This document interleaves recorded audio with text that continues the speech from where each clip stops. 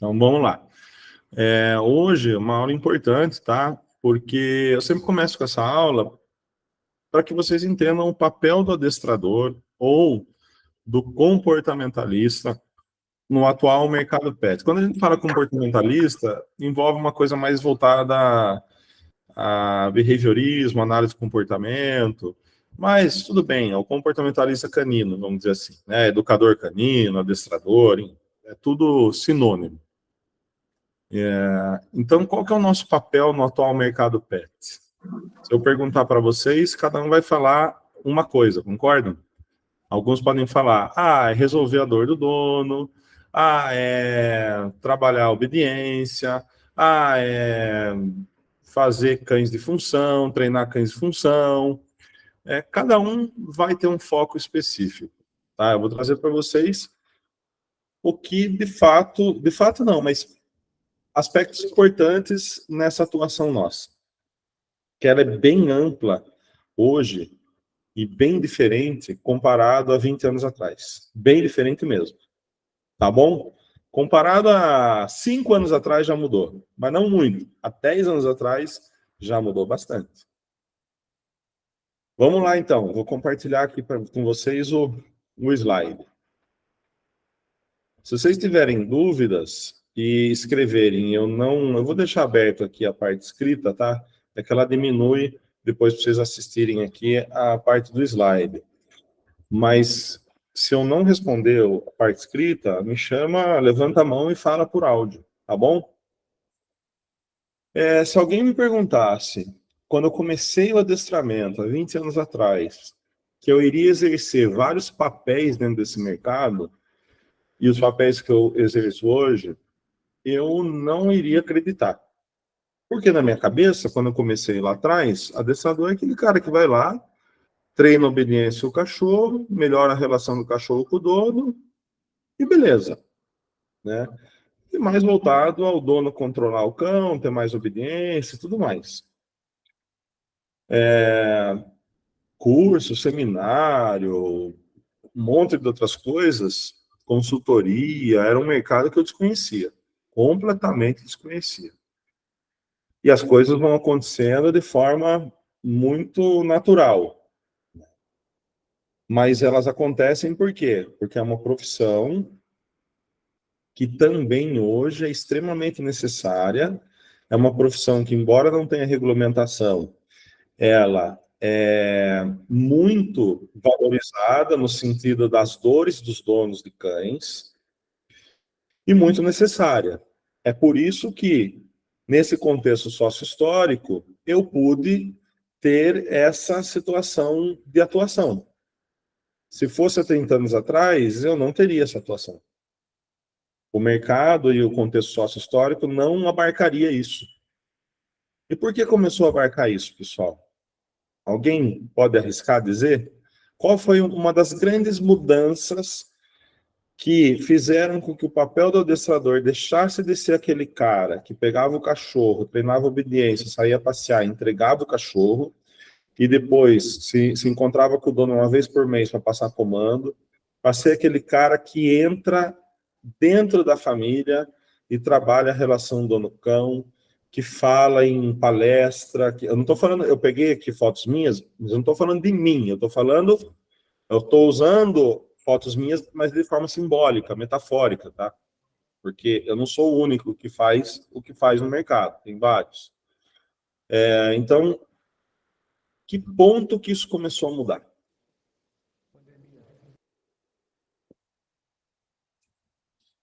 Vamos ver, o Klaus colocou aqui. Casas menores, apartamentos com rotina muito intensa dos donos. Esse é um ponto, Klaus.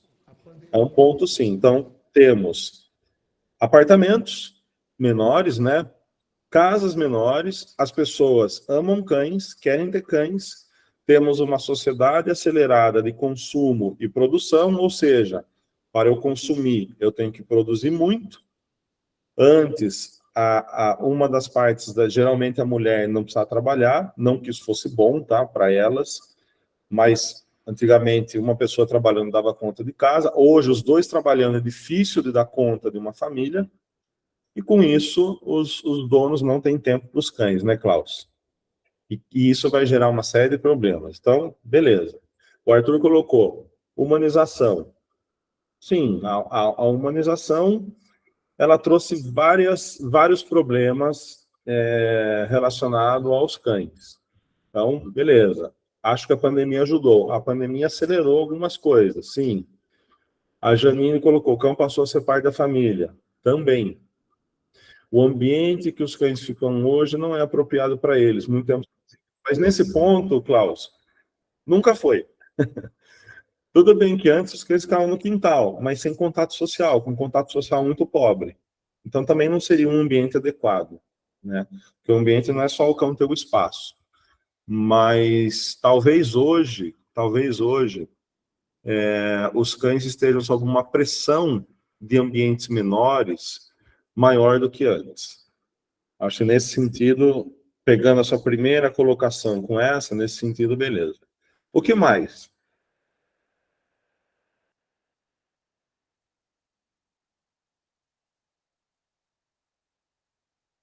Ninguém está errado aqui. Vocês estão levantando, cada um está levantando um ponto importante. E tudo isso, em determinados momentos, foram melhorando o reconhecimento e papel do adestrador. Beleza, vamos lá. O nosso papel, ele foi mudando. Deixa eu ver se alguém escreveu mais alguma coisa. O aumento da informação. Todo mundo é adestrador. Todo mundo, até blogueiro, né, Elvis? Impressionante, né? Isso é com qualquer coisa, né? Todo mundo virou nutricionista, mesmo não sendo, todo mundo virou psicólogo, mesmo não sendo, né? Dá conselhos de psicologia, tá uma loucura isso aí. Empresário, todo mundo virou, sem ser empresário, né, Alexandre? Nem sabe o que é ser empresário, né? Fazer cálculo das coisas certas e tal. Mas vamos lá. CEO. O cara é adestrador, é ele, a empresa é ele é CEO da empresa, nem sabe o que significa ser CEO. Mas vamos lá. Isso aí foi mudando, pessoal, no seguinte contexto. O adestramento antes era um conhecimento que ele estava ligado a instituições militares, tá aí o Elvis, que não me deixa mentir, e estava ligado a cães de esporte. Então vamos supor que o Thomas, ou todos aqui, quisessem ter o conhecimento teórico que eu estou trazendo aqui. Aqui eu estou trazendo mais atualizado do que lá atrás, claro, mas vamos supor que fosse lá atrás. Aonde vocês iam ter? Aonde que o André ia? Não sendo militar e não sendo praticante de esporte. Era muito difícil. Então esse conhecimento ele ficava mais sob um monopólio.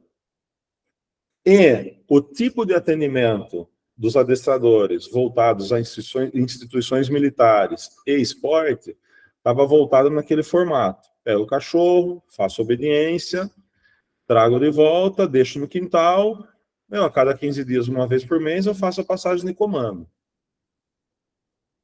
Eu não estou tecendo uma crítica a nenhum militar e a nenhum praticante de esporte, deixando claro. Eu falo isso em qualquer palestra minha, inclusive quando eu tenho que falar dentro de âmbitos militares, porque isso é um fato histórico. Só que esse conhecimento ficava ali, ó, sob o monopólio deles. Eu lembro que quando eu queria fazer curso, eu lia Cães e Companhia e tinha lá, no Classificados, curso de adestramento. Aí eu ligava, telefone. Aí tinha uma sabatina. Você é da onde? Você é praticante de esporte? Não sei o que lá. Eu falava, não, eu quero, sabe, entender e tal. E às vezes o cara falava, não, se você não pratica o esporte, você não é bem-vindo aqui. Eu, beleza, assim, ó, aqui é só para quem pratica o esporte. Eu falei, mas não posso ir aí, conhecer, aprender? Não, é só quem pratica o esporte. Eu falei, pô, mas lá no anúncio não dava. Não, mas é só para você entender, é só quem pratica. Eu falei, tá bom. E no meio militar, civil, sempre foi difícil de entrar. Para um civil ir no meio militar, dar palestra. Não estou falando isso porque eu faço isso. Estou falando isso exatamente porque, por eu fazer, eu sei como que é difícil de entrar lá. Até hoje. Mas hoje eles estão mais flexíveis. Mas antigamente, não. Então, veja. Nós tínhamos um modelo de adestrador, não tínhamos? Só que, como vocês trouxeram várias situações, e que todas elas estão certas, em determinados momentos, que começou a aparecer uma transição. Os policiais militares, que já faziam adestramento, mas começaram a, pera lá, mas só isso daqui não dá muito certo.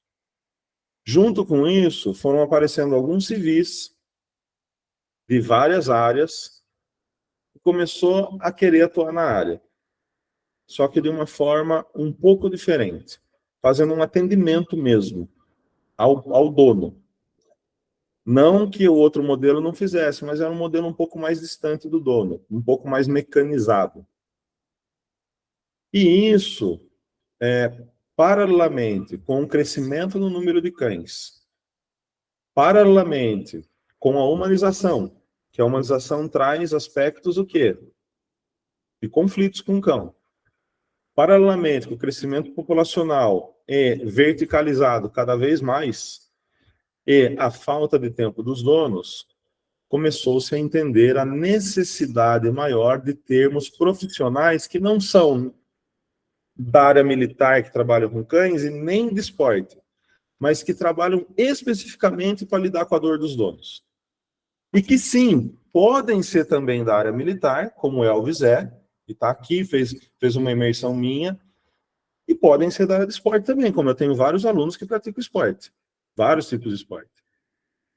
Mas, em algum momento, surgiu uma coluna do meio. Por isso que eu falo que as brigas no Orkut antes eram de clãs, né? Não tinha essa coisa de positivismo e tal. Tinha, mas não era como hoje. Era clã do esporte, clã de pet, clã de positivismo, clã de liderança. E eu brincava com os... Brincava não, eu falava sério. Eu falava assim, conforme eu vi o movimento positivista crescer da forma que estava crescendo e como eles se portavam, eu falava para eles em live. Falava assim, ó, pessoal, vocês estão conseguindo uma proeza, vocês estão conseguindo fazer com que os clãs se juntem todos contra vocês. Porque vocês batem todo mundo, diminuem todo mundo, e vai chegar uma hora a galera vai se unir. Esse momento chegou.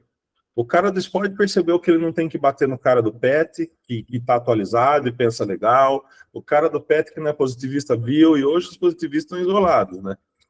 Mas vamos lá. Então, tudo isso foi acontecendo e foi começando a ficar muito viável a questão econômica para o adestrador. Porque antigamente era mais difícil. Por que era mais difícil também, Alexandre? Os donos viam a dor dos cachorros? Não, o cachorro ficava mais fadado a um quintal, né? Ou a ideia da relação, a Janine colocou os animais como pai da família. Então eles não eram, o lugar simbólico deles não era necessariamente pai da família. Não que não fosse, mas não é como hoje. Então, quando começava a dar muito problema, dou o cachorro. Aí começou a dar muito problema, o cara ia lá, batia no cachorro do jeito dele e achava que isso ia resolver. O cão ou vivia no quintal ou dentro de casa sob supervisão do dono, mas ficava mais fora de casa. Então, o olhar para o cachorro era diferente. Essas necessidades não surgiam. Imagine que há 20 anos atrás se falava de enriquecimento ambiental. Se falava do tempo do cão ficar sozinho. Não, ele não pode ficar muito tempo sozinho. Se falava da necessidade dele ter uma sociabilização, como hoje fala. Não que não falava, mas hoje fala mais ainda. Se falava de treinamento de filhote, ia treinar o cachorro com 6, 7, 8 meses, né? E não quando chegou na casa do cliente. Então, olha como o mercado foi mudando. Por necessidade de demanda e por crescimento econômico. E nisso apareceram, né? Vários militares militares e esportistas com cães que foram escrevendo livros, e depois a gente foi vendo livros sendo escritos por civis. Por exemplo, Alexandre Rossi, ele aparece bem nessa transição. Então, Alexandre Rossi, historicamente, é uma figura importante? Porque ele mostrou o seguinte: eu sou um civil, bom, sou tecnista, fazendo veterinária, tem embasamento aqui nisso, naquilo, mas eu sou um civil e vive 100% disso. Isso deu esperança para as pessoas que queriam trabalhar com isso. E isso é relativamente recente, né, pessoal? Todos nós aqui fizemos parte dessa transição, né? Vivemos essa transição. Até chegar o adestramento ser reconhecido mundialmente em outros países, o adestramento como atendimento mesmo, né? Como pet que a gente faz, e principalmente com o César Millan. César Millan popularizou muito o dog walker e popularizou muito o adestramento como um todo. Ok, tem críticas ao que ele vende? Claro que tem. Eu mesmo publiquei um vídeo com ele chutando cachorro, tal, sem necessidade nenhuma. Mas do ponto de vista econômico, do ponto de vista histórico, do ponto de vista social, ele trouxe muitos benefícios também. Do ponto de vista da dor do dono, porque o daycare ele veio numa outra transição. Veja só que bacana. O Alexandre montou daycare, estou dando consultoria para eles. Eu montei, eu já tinha montado um, tenho certeza que tem pessoas aqui que têm daycare também, eu lembro que comentaram. Mas o daycare vem numa transição entre o dog walker e o daycare.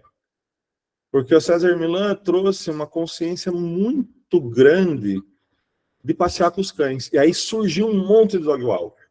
Não que não tivesse. Nova York já tinha um monte, Argentina já tinha, mas reforçou mais ainda. No Brasil foi um boom do dog walker, porque as pessoas falaram, não, ele trouxe a consciência de uma dor. É isso que ele trouxe. Ó, você precisa passear com seu cão. Ele é o cachorro animal que precisa de passeio. Se tem a melhor contribuição que ele fez foi essa, galera, precisa de passeio, passeio, atividade, atividade, atividade. Isso gerou incômodo em muitos donos e gerou demanda. Por isso que eu falo, né, Alexandre, a gente tem que gerar o quê? Consciência, porque low stress, por exemplo, o cara nem sabe o que é. Tem que explicar por A mais B mais E e exemplo tal, para o cara começar, nossa, eu nem sabia que isso era uma dor minha, que envolve o meu cachorro também, que é uma dor dele. Aí ele consome. Bom, vocês estão vendo essa transformação. Então, e aí onde é o nosso papel hoje, né? O nosso papel hoje ele é muito diferente. O nosso papel hoje, enfim, vocês vão saber até o final dessa aula. A palavra pet, ela não é uma palavra nova, tá? Quem sempre achou que a palavra pet fosse uma palavra nova? Não é nova, tá? A palavra pet vem do petit em inglês, que significa em francês também, né? Pequeno. Petit gâteau, uma sobremesa pequena. E é um significado muito antigo. Os primeiros registros desse termo usado para animais de estimação são de 1339 da Escócia e do dialeto do norte da Inglaterra. Antes do descobrimento do Brasil, já se usava o termo pet. E ele era sinônimo de animal preferido, animal domado. Olha como inconsciente coletivo das pessoas, eu uso inconsciente coletivo usando o embasamento que o Carl Jung dá, tá? Olha como o inconsciente coletivo das pessoas é muito doido. Você pega a galera que é 100% cão funcional ou 100% esporte, quando você vai conversar com eles ou debater, eles vão chegar um momento e falar assim, você é adestradorzinho pet, né? Mas ele nem sabe porque ele está falando isso. Ele está querendo diminuir o trabalho, mas no fundo ele nem sabe. Mas na verdade ele está falando isso porque na visão dele é assim, ó, você trabalha com um animal mimado. No fundo é isso. E tem a ver com esse sinônimo, animal preferido. Eu não. Eu tenho que trabalhar com um animal para uma função, ele não é preferido, né? Mas você é pet, né? É pet. E, na verdade, trabalhar pet também é tão difícil quanto situações de esporte. Esporte tem sua dificuldade, mas o pet tem outras dificuldades. Outras que não são necessariamente o nível performático de um cão de esporte, mas tem. E tem relatos de 168 e 190 depois de Cristo que o imperador chinês Ling Ti já tinha funcionários que eram encarregados da limpeza dos cães da raça pequinês e que foram promovidos aos cães oficiais da Guarda Imperial, os primeiros pets da China. Ó, isso aqui é muito interessante. Vocês sabem por que o pequinês foi considerado o cachorro, né, da Guarda Imperial e tem esse significado chinês até hoje? Lógico que hoje não com a rigorosidade das leis antigamente, né? Vocês sabem por quê? Vocês vão dar risada, não sabe? Sabe o que significa pequinês em chinês? Pequeno leão. Eles viram um pequinês e falaram, isso aqui parece um leãozinho. O leão, depois do dragão, é o símbolo mais importante para os chineses. Então, eles acolheram o pequinês como símbolo chinês importantíssimo. Por conta disso, se eu não fosse da nobreza chinesa e quisesse ter um pequinês, estava ferrado, não podia ter. Se eu fosse, tivesse um pequinês e maltratasse ele, era como a lei de Hammurabi. Interessante, né? E eles foram considerados os primeiros cães de colo. Tá vendo que eles estão na manga das chinesas e do imperador? Por que foram considerados os primeiros? Então, cão de colo existe. Existiu uma função para cão de colo. Hoje a função é outra. Hoje a função envolve humanizar, envolve afeto, acolher também, né? Você curtir o seu cão, tudo bem. Eu, com meu shih tzu, vou no sofá, ele pula no sofá, vem no meu colo, eu vou falar, não, eu curto ele, vem aí, faço carinho e tal. Mas existia uma função específica, porque as chinesas, ao andar lá nas ruelas do imperador, do Império Chinês, não tinha eletricidade, eram muito escuros. Então, como eram de famílias nobres, e os guardas eram alertados para isso, quando houvesse um latido mais intenso de um pequinês, eles iam, conforme o latido ocorria, eles iam até o latido. Por quê? Estava lá a chinesa andando assim, assim que vão andar. Aí vem lá o André, com comportamento suspeito, abordar a chinesa, e ela, pum, o pequinês começa a latir. E ele latia e alertava. E a pessoa tinha medo. E os guardas vinham. O que está acontecendo? Então, olha que interessante. Embora fossem pets, tinha uma função, né? E eu vou dizer para vocês, talvez a função mais difícil para os cães seja a de ser pet. Porque um cão de esporte tem regras. Um cão de função tem regras. A vida dele é muito clara, né? O cão pet não tem regra. Qual que é a regra? É aquilo que cada um projeta e transfere no seu cão. Aí ferrou. E com isso, né, tem aí humanização atravessando, uma série de outras coisas. Aqui, ó, uma pintura. Tá lembrando que essas pinturas, pessoal, eram em famílias muito nobres, porque não existia fotografia. Contratar um pintor para fazer uma pintura dessa era uma nota. Então, aqui, aparentemente, são irmãs gêmeas e estão aí com cavalier, né? E a função desses cães nos palacetes das famílias nobres? Qual que era a função? Era só animal preferido? Olha porque o pet tem sinônimo de animal preferido. Já era uma transição histórica de onde os cães começavam a deixar de simbolicamente existir só para exercer função e começaram simbolicamente a existir não necessariamente só para fazer alguma função, mas ainda faziam. Pode falar, Laura. Uma pergunta, desculpa interromper, mas a maioria dos cães de pequeno porte foram criados para alerta? Não. Para alerta também, mas não. É porque, eu não sei se é verdade, me corrija se eu estiver errada. Eu já ouvi gente falando que o Pinscher, ele late muito, porque além do péssimo manejo que eles têm hoje, né, mas porque ele foi criado por algum rei e toda vez que ele latia, a guarda real era acionada, era tipo um cão de guarda. Essa história relacionada ao Pinter, eu nunca escutei, Laura. Eu teria que buscar referência, tá? Pode até ser verdade, eu não sei. A história do Pinter envolve algumas situações aí na Alemanha, e que um outro alemão, que eu esqueço o nome, embora eu adore a raça e tenha a raça, ele quis manter as características do Pinscher, mas um Pinscher maior, que deu origem do Doberman. Tanto é que o nome do Doberman é Doberman Pinscher, tá? O nome oficial. Agora, a história em si do Pinscher, eu vou ter que estudar para falar para você essas questões. E essas coisas de rei e tudo, a gente nem vai achar na história total de uma raça. A gente vai achar em livros como esse, A História dos Cães na Arte. Esses livros são recheados dessas informações. Eu teria que ver se bate ou não, tá? Agora, por que cães de pequeno porte, Laura, tendem a latir mais? Por que vocês acham que eles tendem a latir mais no geral? No geral. Tá? O mundo para eles é totalmente diferente do mundo para um dog alemão, um labrador, um golden. Eu tenho 1,88 de altura. Imagina o que é eu chegar para um pincher, abaixar e pegar ele no chão. Olha, ele vai olhar e falar assim, caramba, esse cara é muito alto. Agora, imagine eu fazer isso com um dog alemão. A pressão corporal muda. Então, os estímulos para eles são sempre estímulos muito grandes. E aí é normal eles ficarem mais reativos. Reativo no sentido de latir mais, né, de ter um comportamento defensivo, rosnar e esquivar.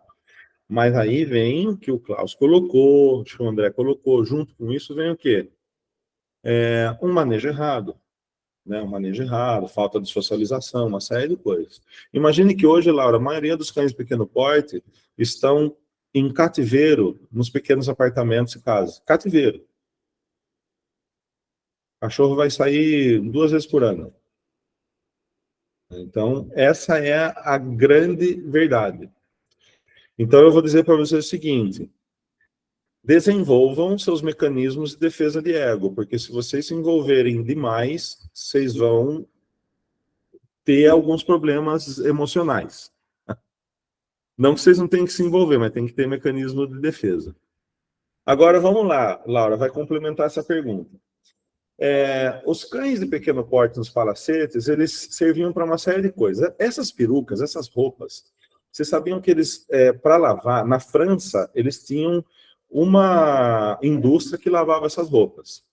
Por exemplo, em Manaus, para eles mandarem as famílias tradicionais que vestiam essas roupas para lavar, eles tinham que mandar para a França, demorava 6 meses, 3 meses para chegar, aí depois mais 3 meses para voltar, lavar, eles ficavam 6 meses sem a roupa, porque só lá tinha lavanderia para essas roupas. Essas roupas juntavam o quê? Piolho, um monte de sujeira, principalmente piolho.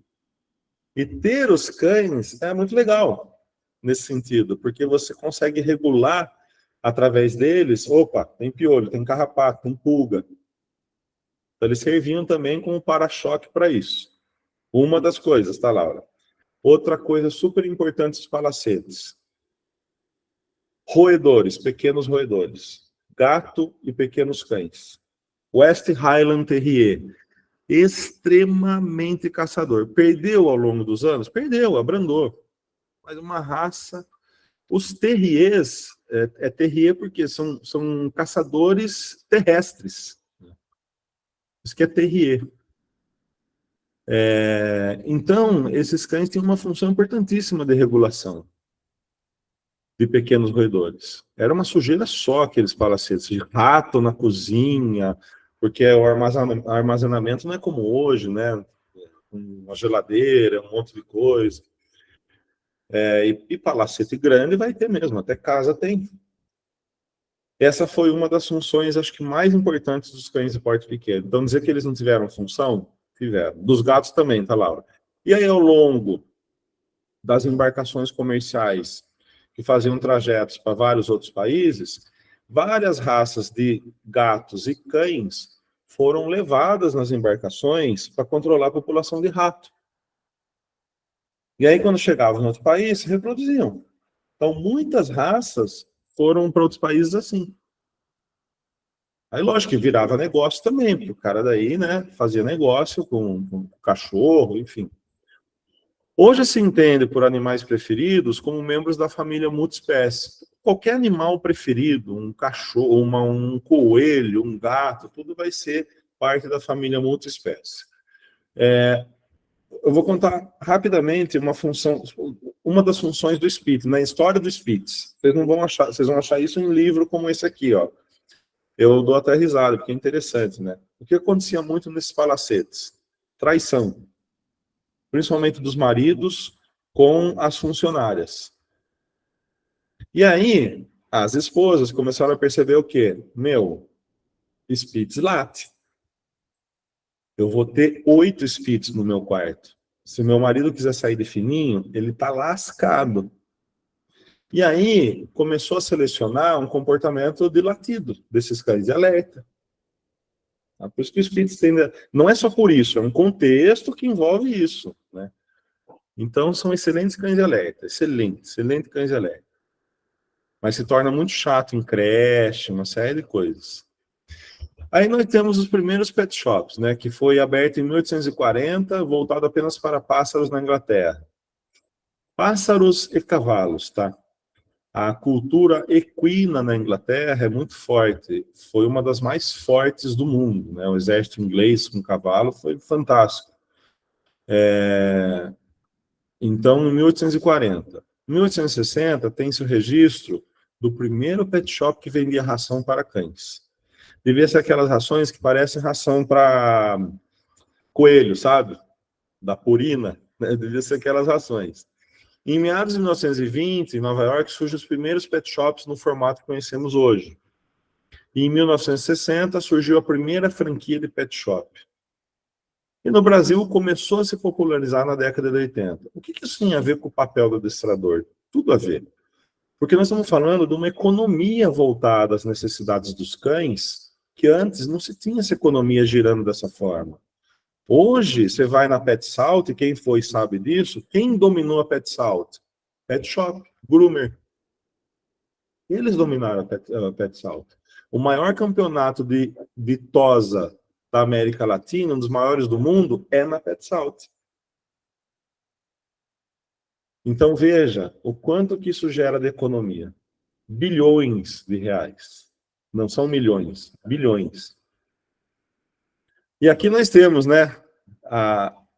Era uma profissão estritamente feminina, porque era como se fosse cabeleireira, sabe? Então, estritamente feminina, tosar cachorro é mulher. Olha só como devia ser difícil, né? Isso aqui devia esquentar muito. Era uma máquina que era usada para caprino, não tinha máquina para cachorro, era uma adaptação. E os cachorros ficavam aí, né? Tinha gaiola, aí não mudou tanto. Tá. Mas olha aqui como mudou. Aqui nós estamos falando de muito tempo atrás. Uma senhora fazendo, né, o manejo desse cão, vendo a pelagem, tudo, quer dizer, cuidando dos cães, os cães aqui presos, esperando a sua vez, o senhor aqui cansado, com o cão na guia, esperando a vez dele. Olha aqui o contexto de pet shop interessante. Antes de ser, de fato, uma coisa mais estruturada, né, para isso. Era na rua, com pessoas que faziam esse trabalho. Então, isso não é legal, historicamente? É legal. Isso vai criando uma formação de consciência ao longo dos anos muito forte na humanidade. A nossa relação com os cães é muito antiga, mas a relação comercial é nova. É nova.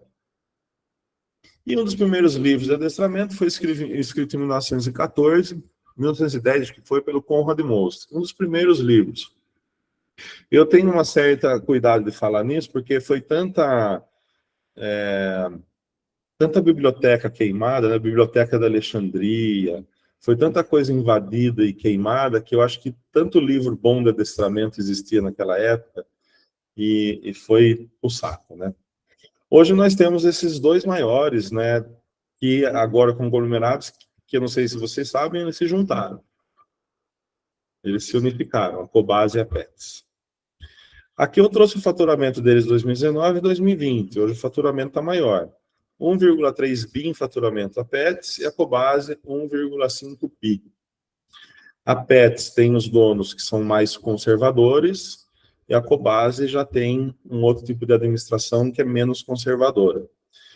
Eu nunca achei que eu sempre achei que por conta disso eles não fossem se unir, porque são formas de ver a administração totalmente diferentes, né? E de riscos totalmente diferentes. A Pets, a família é bem conservadora em correr riscos. A Cobasi não. E se unificaram. Aí, quando unificaram, eu lembro que eu não estou mais em nenhum grupo de adestrador, mas eu lembro que um aluno meu veio e falou assim, olha isso que absurdo, Ivan. E era no caso, mais adestrador positivo. Não porque eu queira falar deles, mas nesse caso era. Eles falando assim, nossa, isso vai acabar com os pequenos, nossa, isso é horrível, nossa, tal. Eu falei, gente, economicamente, desculpa, é excelente. Isso gera um giro econômico muito bom. Inclusive, as agropecuárias que foram crescendo, regionais, elas ganham força também. Agora, as pequenas mesmo, tem razão, elas vão sair. É que nem farmácia hoje.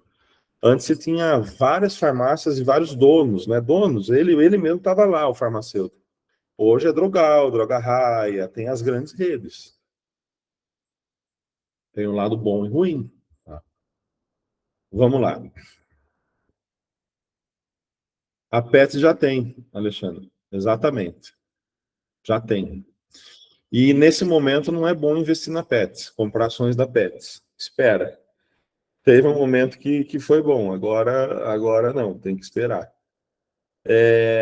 A projeção de Radar Pets 2020 trouxe 54 milhões de cães nos lares familiares. Nos lares familiares, não estou falando de cães abandonados. Vocês sabem quanto que é a média? Eu não sei como que fazem esses cálculos. Eu não sou um cara bom em estatística, tá bom?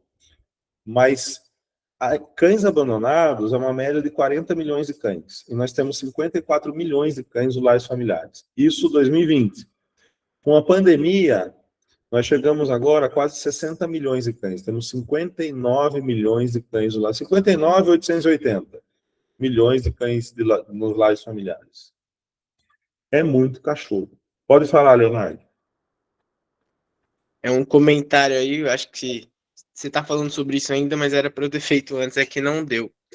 Mas sobre como esse mercado ele está em franco crescimento, né? Eu digo tanto do mercado pet em geral, mas o do adestramento em si. Por exemplo, aqui na minha cidade, Nova Odessa, tem uma média de 70 mil habitantes e eu pesquisei adestrador, né? O que eu vi que tinha conta, que tinha um endereço ali na internet e apareceu 2 em Nova Odessa e em Americana tem mais, que é a cidade vizinha, mas apareceu tipo 2 em Nova Odessa, então, assim, é um mercado que tem muito campo assim para ser trabalhado. Era só um comentário. É uma cidade, não é grande, mas 70 mil é um número expressivo, né? Pro tanto de demanda e oferta, assim, pensando em 2 profissionais. Então, assim, eu vejo que é algo muito promissor, né? E aí eu vou falar para você uma coisa, Leonardo, que cai com o que eu já ia falar na sequência. Você deu o gancho certo. Aí esses profissionais vivem numa alienação de concorrência. Vamos supor, você e esse outro profissional. Você pode até conhecer, ser amigo dele, não sei, vamos supor que você não seja. E aí você tenta se aproximar dele. Ele fala, não, ele vai pensar, você é meu concorrente. Aí você fala assim, cara, nós estamos num oceano azul aqui, não tem concorrência. Se a gente fizer o nosso marketplace, a gente cresce pra cacete. Nós dois ganhamos dinheiro pra caramba. Porque você tem um estilo, tem outro, eu vou ter horário que eu não vou atender, e você vice-versa, um indica o outro, daqui a pouco a gente pode montar uma equipe, ou você montar a sua, eu monto a minha. É marketplace, cara. Por que shopping é a loja da Fórum e tal? Fala, por que um monte de loja do mesmo jeans, mesma concorrência? Exatamente porque o cara vai rodar lá e ele vai consumir muito mais entre os concorrentes. Então, assim, essa alienação de concorrência é muito louca entre os profissionais do Brasil. Porque, assim, ó, se a gente for colocar 60 milhões de cães, vou arredondar, está quase 60 milhões de cães. Vamos trazer que 30, vamos jogar para 20 milhões. 20 milhões são cães que estão nos lares familiares de famílias que têm condições de pagar o adestramento. A pergunta é, existe 20 milhões de adestradores no Brasil? Não. Eu não sei essa estimativa, mas não deve chegar a 200 mil, pessoal. Não deve chegar a isso. Não chega a 200 mil. Né? Acho que nem 100 mil chega, sei lá. Não chega. Lógico que esses 30 milhões vão estar concentrados, 20 milhões, eu estou chutando número, concentrados nas grandes metrópoles. Cidades menores, vai ter, como o Leonardo falou, Nova Odessa, 70 mil habitantes, vai ter. E também ele pode, cidade próxima lá, Americana, que é um pouco maior, Santa Bárbara, ele pode pegar um dia e atender só lá, se ele quiser. É pertinho, né? Eu fiz isso em Campinas, por 3 anos, quase 2 anos e meio, eu pegava o carro para Campinas, atendia o dia inteiro lá 2 vezes na semana. Então, tem concorrência, pessoal? Então, a primeira coisa que eu vou falar para vocês, o maior concorrente nosso é o nosso espelho nesse mercado. É o nosso espelho. Não é o cara que está lá atendendo no mesmo condomínio que eu, não é. Não tem concorrência no adestramento. É um mercado muito bom. Fala, Alexandre. Esse negócio de concorrência é muito louco, né? Porque quando a pessoa olha para o cara do lado e só vê ele como uma ameaça, o mercado fica ruim para todo mundo, porque ele vai, para conquistar o cliente, ele vai baixar o preço dele, ele vai fazer preço, ao invés de chegar e sentar e cara, vamos nivelar para cima ao invés de nivelar para baixo, né? Não, e é pior, né? Porque assim, o que acontece aqui na minha cidade? Eu sou o que cobra mais caro. Aí, os outros, para me foder, desculpa o palavreado, você vai no Ivan? Não, ele cobra muito caro. Não, ó, eu cobro aqui. E aí, para mim não tem problema. Por um tempo eu ficava puto com isso. Depois eu olhei e falei assim, não, pera, por que eu tô puto com isso? O meu público não é o público que vai buscar preço. É um público que vai buscar valor, que é diferente. Então eu vou focar nesse público. Aí quando eu comecei a focar nesse público, a coisa voltou a fluir de novo. Demora um tempinho, mas volta a fluir. Porque se eu focar no público que busca preço, os caras estão me ferrando. Aí eu vou ter que baixar o preço. Não vou baixar. Eu vou manter o meu preço. Se eu foco na galera que busca valor, beleza. Aí eles têm que trabalhar 4 atendimentos no dia, eu com um tenho rendimento de 4 atendimentos dele. E eles vão ter a ilusão que estão produzindo mais. Não, eles estão trabalhando mais. Quem está produzindo mais sou eu. Então, vocês entendem a diferença de trabalho e produção, tempo, tudo isso vocês vão precisar administrar. Esse é o adestrador hoje. O adestrador hoje não é o cara que vai pegar a guia e vai na casa do cliente e prestar um serviço apenas. Ele precisa ter uma visão empreendedora. Vocês precisam se perguntar, eu quero trabalhar com isso? Quero. Como eu vou me ver daqui 5 anos? Como eu vou me ver daqui 10 anos? E daqui 15 anos? E daqui 30 anos? Eu vou ter coluna, joelho, eu vou me manter magro para fazer isso? Não vou. Eu faço hoje academia, não faço, pratico esporte, estou me alimentando bem, dormindo bem, porque se daqui 20 anos você quer ser adestrador, você tem que se preocupar com essas coisas, porque o corpo dói. Eu vou querer andar de carro todo dia, eu vou ter um espaço, vocês entendem? Se a gente não pensar nisso, pessoal, a gente, como mercado e como nicho, não progride, e o mercado precisa progredir. Vocês vão progredir, vocês vão ser uma outra geração do que eu, já são. Bom, e temos 29 milhões de gatos. Também gatos já chegou aí aos 36, parece que 37 milhões. Gato está crescendo até mais do que cachorro. Por que isso, Klaus? Por coisas que você falou. A galera se tocou que gato dá menos trabalho. E aí quer ter um animal de estimação, não tem alergia, não tem preconceito com o gato, nada. Vou pegar um gato que, ele fica mais de boa no AP, não que ele não precise, né, de estimulação, precisa de um monte de coisa, mas fica mais de boa, dá menos trabalho, tem que sair passear e tal, faz xixi no lugar lá, e o cara acaba optando por gato. Hoje tem um monte de gente que trabalha com gato. Agora nós vamos passar num ponto crucial aqui, pessoal, crucial. Como os donos enxergam seus pets? Deixa eu deixar claro o seguinte, quando fala família multiespécie, nós temos praticamente 2 formas de entender isso. A forma jurídica, como o direito vê família multiespécie, e a forma simbólica. A forma simbólica é o que a maioria vê. Hoje os animais são parte da família. Então esse é o lugar simbólico do cão.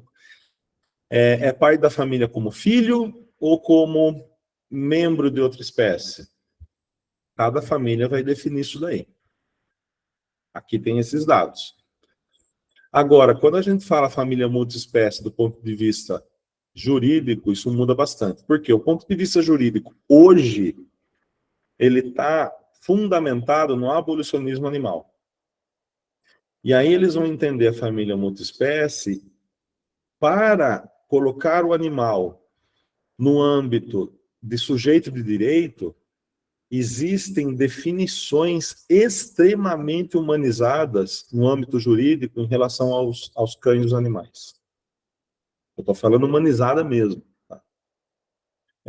Tem 2 livros que eu li, que são recentes, sobre família multiespécie no âmbito jurídico, que é assustador alguns trechos. Outros trechos não, mas é assustador o malabarismo ideológico que fazem para encaixar o cão como um sujeito de direito sui generis, eu não estou falando só de direito, sujeito de direito, que daí envolve, ele tem direito igual nós, humanos, e eu não estou aqui fazendo uma competição entre nós e eles, mas existem diferenciações importantes a respeito disso, como, por exemplo, se for aprovado que sejam sui generis, vocês sabiam que as verbas nossas com eles vão ser competidas?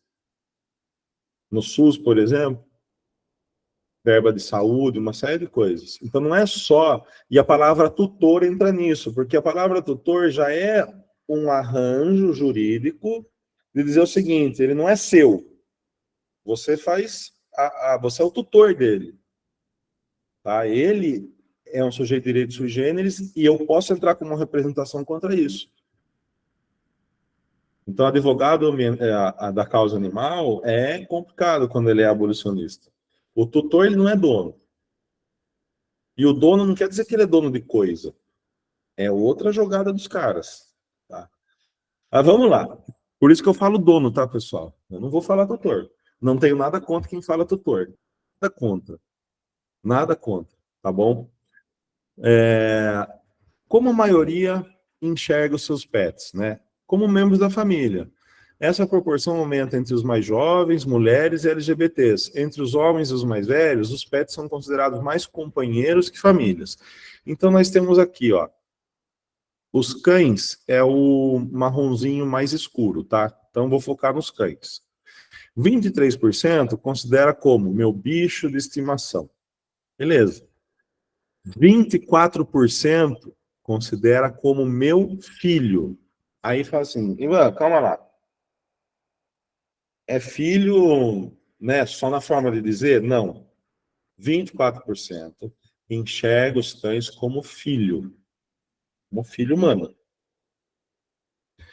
Aqui nós vemos uma patologização social do lugar que o cão ocupou na nossa vida. Ou que nós demos aos cães na nossa vida. Porque eles não são nossos filhos. Mas o sentimento é o mesmo. Não é. Não é. Ah, mas os hormônios são os mesmos. Ah, os hormônios podem ser o mesmo, mas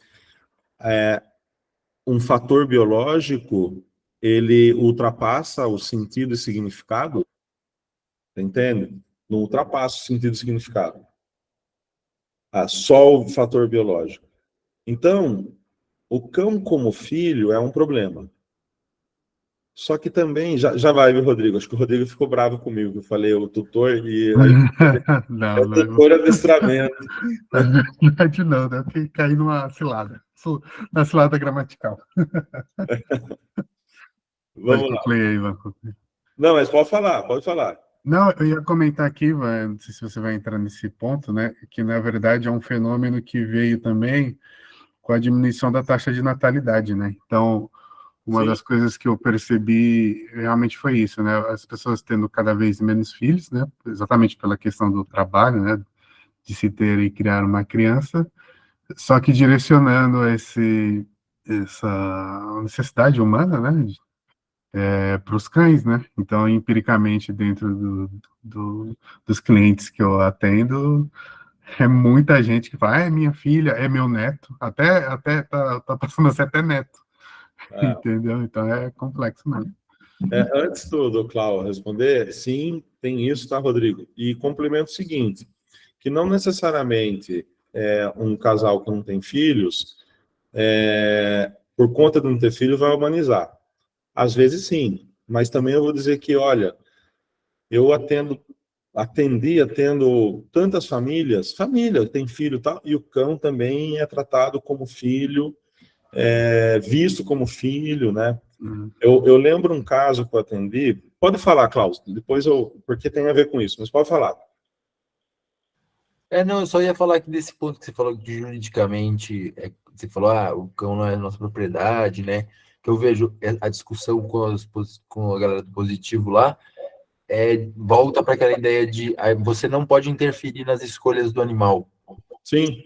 Você não pode interferir nas escolhas. Então, se você decidiu ter um cachorro na sua casa e ele, tipo, não permite certa coisa, você não pode forçar ele, tá ligado? Você tem que dar um jeito de conviver com ele lá. Você não pode chegar lá e forçar alguma coisa nele. Hoje eles significam isso como consentimento do animal. Eles inclusive falam... Ele te deu o consentimento? Não deu? Ainda não tive, não tive nada de treino envolvido. Só discussão com as alunas lá que eu tive. Isso é um absurdo, tá? Porque é como assim, se você fizesse algo que o cão não deu consentimento, você está forçando. Mas pera lá, né? O cão consentiu também, você ficar induzindo ele para o petisco? Então, é meio fora do cabo. São ideias abolicionistas, tá, Klaus? Por trás disso tudo tem questões abolicionistas. Porque, veja, se eu tenho que trabalhar nesse sentido, é tudo o direito do animal. Eu não posso interferir em nada. E isso faz junção com o animal como sujeito de direito sui generis. Isso tem complicações enormes futuras, tá bom? Pode até ter casamento, né? De repente. Já teve. Tá? Não com ato sexual, mas já teve pessoas que se casaram com seu cão. E, ó, 25% como membro da família, exceto o filho. Beleza. O que eu quero dizer com isso? Vocês querem continuar nesse mercado? Vocês querem se dar bem nesse mercado? Estudem esses dois públicos. A dor desses dois públicos. Quais são as dores do cão como filho?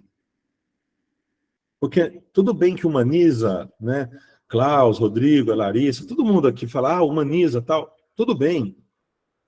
Mas, por lado de negócio, o que me interessa aqui? Vamos deixar a paixão de lado e vamos colocar o negócio. Vocês sabem que eu sou uma pessoa extremamente contra a humanização. Mas eu não deixo de atender ninguém que trata como filho. Não há problema, não vou destratar e chegar lá, está humanizando seu cachorro. Não, minha abordagem é uma abordagem humana, acolhedora. E que eu vou trabalhar de um jeito que a pessoa vai continuar olhando como filho, mas vai fazer tudo o que tem que fazer e vai melhorar a vida do cachorro e vai continuar vendo como filho. Agora, se o fato de ver como filho interfere diretamente nas queixas, problema, aí eu tenho que trazer isso, mas de uma forma certa, não é de uma forma abrupta com o cliente. Tá bom? Como eu vejo muitos adestradores fazer. Pode falar, Rodrigo. Só complementando aqui, Eva, até nesse ponto de vista seu, os pais de pets, na minha experiência, aqueles que estão mais dispostos, né, a gastar dinheiro em relação aos seus filhos, né? Então, no ponto de vista comercial aí, né, realmente são aqueles que são que colocam investimento, né? Como até escutei já, né, uma falar assim, eu estou investindo na educação do meu neto e tal. Então, comercialmente, sabendo abordar esses públicos aí é muito positivo. Sim, e é o que eu estou trazendo mesmo, é isso aí, Rodrigo. Saber quais são as dores. Isso não é tão fácil de saber quais são as dores, mas se vocês começarem a pesquisar e a observar o comportamento do público, dos pais de pet, vocês podem pegar várias informações e gerar banner, gerar conteúdo, porque isso daí tem que ativar dores. A hora que você ativa a dor, esse cara vira e fala, eu vou te contratar, Laura, e ele vai ligar para você, entendeu? E como membro da família, a mesma coisa. como que eu vou atingir esse público? Nós estamos falando de praticamente 50% de 60 milhões que vê como membro da família, exceto o filho, ou como meu filho. Eu não tinha, Karen, que lidar... Deixa eu ver o que ela escreveu aqui. Então, lidar com clientes assim é um desafio bem grande, enorme, inclusive para mim. Só que eu, como psicólogo, com a experiência que tenho, eu consigo ter abordagens que eu consigo trabalhar de uma forma bem tranquila, tá? Mas vocês que são novos, vocês se lascam no início, porque esse perfil, embora o Rodrigo tenha falado que são bons, mas sabe o que eles consomem mais, Rodrigo? Coisas que são para eles, não para os cães. Então, eu vou fazer coleção de guia da Z-Dog. Eu vou comprar roupinha para o meu cachorro. Certo. Então, como eles humanizam muito, eles vão mimetizar, imitar a relação como filho, como se o cão entendesse o valor dessas coisas. Um filho entende o valor de um brinquedo, dependendo da idade, né? Mas depois de um tempo entende o valor das coisas, tal. Mas o cachorro não vai entender. E aí o adestramento, eu vou dizer que os pais de pet são os mais resistentes, porque eles acham que o cachorro, eles dão amor para eles dão tudo, por que que é assim? E aí quando você muda essa relação, você traz um rompimento na relação narcísica que eles têm com os cães. Em que sentido? Tá vendo? Vocês não davam o melhor para o seu cão. Isso você não precisa falar mais nada, só de você mudar. Você não dava o melhor para o seu cão. Seu cão não era tão feliz quanto vocês pensavam. Seu cão não tem as mesmas necessidades que vocês. Isso sem você confrontar eles, só de mudar alguns hábitos. E aí eles criam resistência. E aí vive uma relação patológica. Patológica mesmo. De deixar o cão doente, obeso, sem sair, e transferindo no cão um monte de coisa. Então, voltando para Karen aqui, mas lidar com cães é um grande desafio, mas tenho trabalhado muito a mente, a forma de lidar com os pais e pet para solucionar a melhor forma dos problemas. Sim, essa é uma dor nossa, tá? A dor nossa é como trabalhar com esse público hoje. Há 20 anos atrás, Elvis, era tranquilo. Se precisasse corrigir com o cachorro, na frente do dono, pode corrigir, pelo amor de Deus. Vai resolver? Vai parar de fazer isso? Faz favor, corrija. Mas não vai machucar, né? Era a única coisa. Não vai machucar nada. Não, pode ir. Às vezes eu tinha que frear o dono, porque ele me viu fazendo e ele começou a fazer de forma... Eu falei, não é assim. Não é desse jeito. E hoje não. Hoje é assim, nossa, você vai corrigir o meu cachorro? Não, vai traumatizar. Uhum. O cachorro tá lá mordendo todo mundo, né? Fala aí, Laura. Uma estratégia que eu aprendi com a minha mãe, sem ela querer, né? Porque ela é meio nesse negócio, não corrige o coitado do cachorro, mas eu tô tentando mudar a cabeça dela. Com a própria, olha, ela tá sendo envenenada com o próprio veneno, né? Porque ela sempre me falou assim, quem ama educa, e os pais têm que orientar o filho pro melhor caminho, e ela tá certa. Então, quando alguém vem falar, meu filho, eu falo assim, olha, eu não ligo de a pessoa falar, é meu filho, eu sou mãe, desde que não trate como um ser humano, porque o cachorro não quer ser um ser humano. Aí eu falo, olha, quem ama educa. Você ama seu cachorro, então você tem que educar ele. Mãe, pai, eles orientam. Então você tem que orientar o teu cachorro o que pode e o que não pode fazer. Porque não pode o cachorro sair mordendo qualquer um que passa na rua. Aí eu falo, e quando minha mãe, às vezes ela fica meio brava quando vê eu corrigindo meus cachorros. Só que são cachorros de 30 quilos, são grandes. Não muito, mas são grandes. E eu não tenho muita força, então eu preciso corrigir da maneira certa. E ainda mais quando ela vai lidar com ele, sendo que ela não tem força física, e com a deficiência dela, eles não podem pular nela, entendeu? Aí a minha irmã, inclusive, ela tá aqui do lado, né, ouvindo, ela incentivava muito um dos nossos cachorros a pular. E ele tem 32 quilos. Uma época ele quase chegou a 40, mas é porque ele tava gordo, agora ele emagreceu. E ela incentivava ele a pular porque ela achava bonitinho. Falava, ele tá pedindo... Lívia, o cachorro não sabe que ele cresceu. Aí ela incentivava a pular falando que ele queria colo. E eu corrigi, eu falei assim, olha, eu vou corrigir ele. E minha mãe, não, tadinho, deixa ele. Até um dia que ele pulou na minha mãe.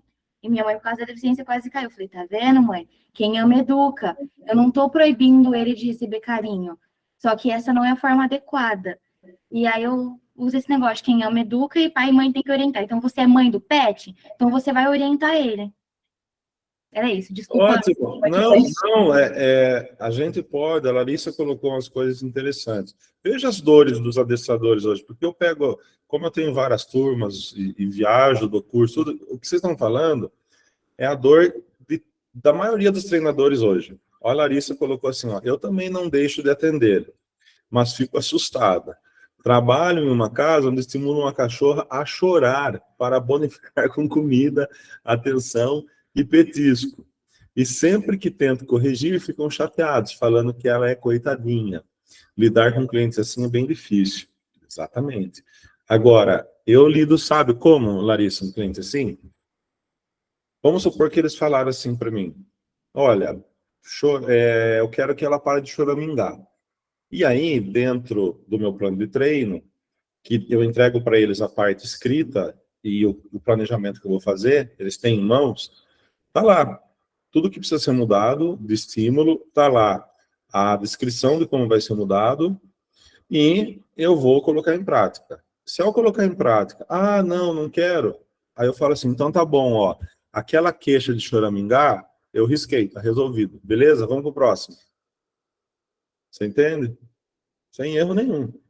Não, mas olha, aqui vocês leram, né? Eu fiz a avaliação. Para que deixe choramingar, vocês precisam ignorar. Mas vocês não ignoram.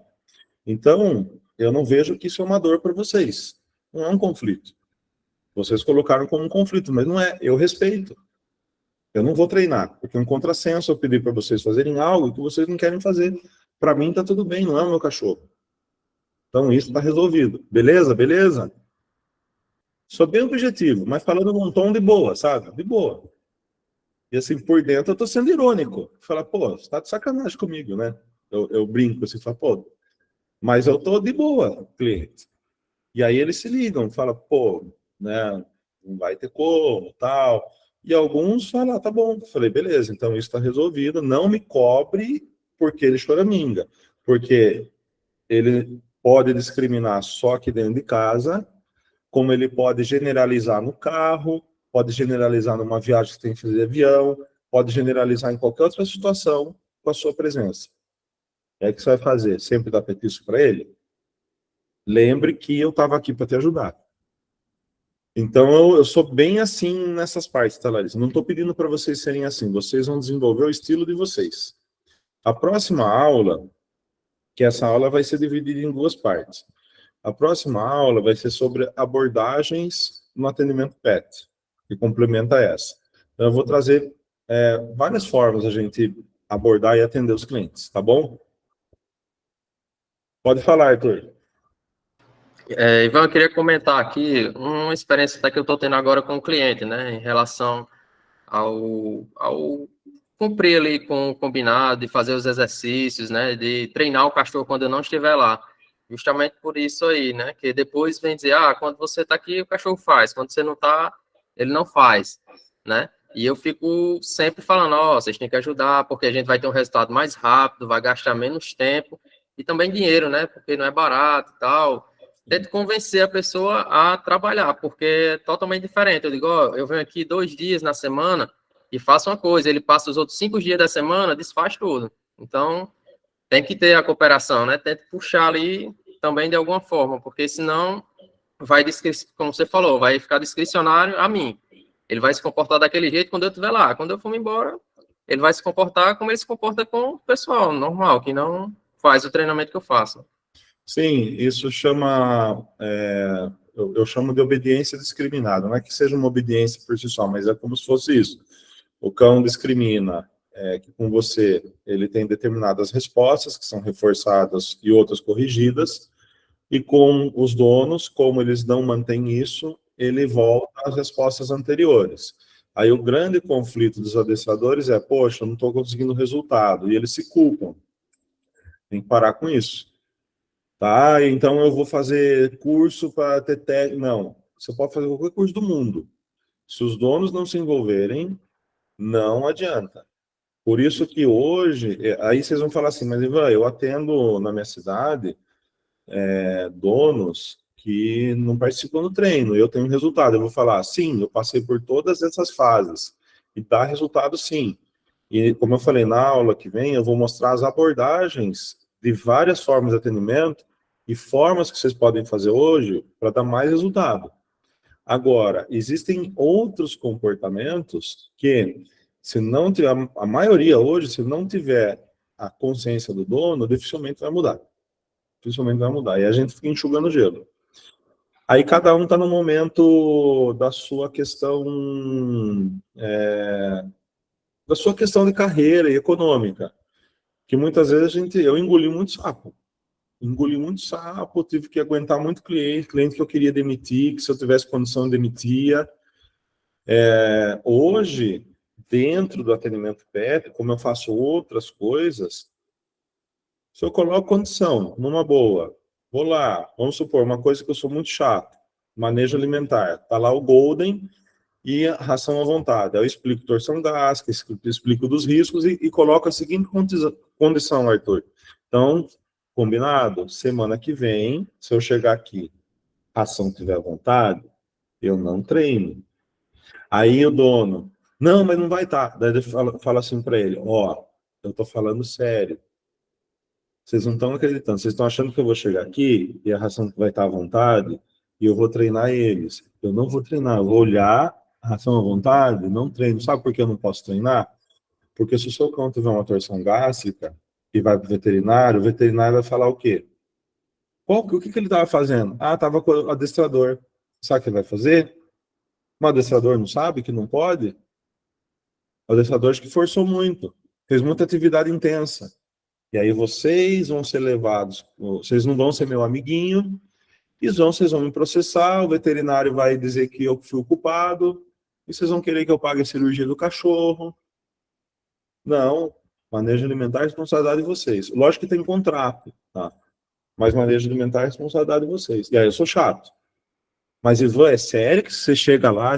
É sério. Cheguei lá, ração, eu chego e falo, ó, aula dada, beleza? Ó, aqui, ó. Mas aí você perde o cliente, Ivan. Olha, das vezes que eu fiz isso, eu perdi, acho que 2 clientes. Perdi 2 clientes. Eu fui uma vez, ração à vontade. Fui outra vez, ração à vontade. Na terceira, ele falou, não precisa vir mais. Eu falei, beleza.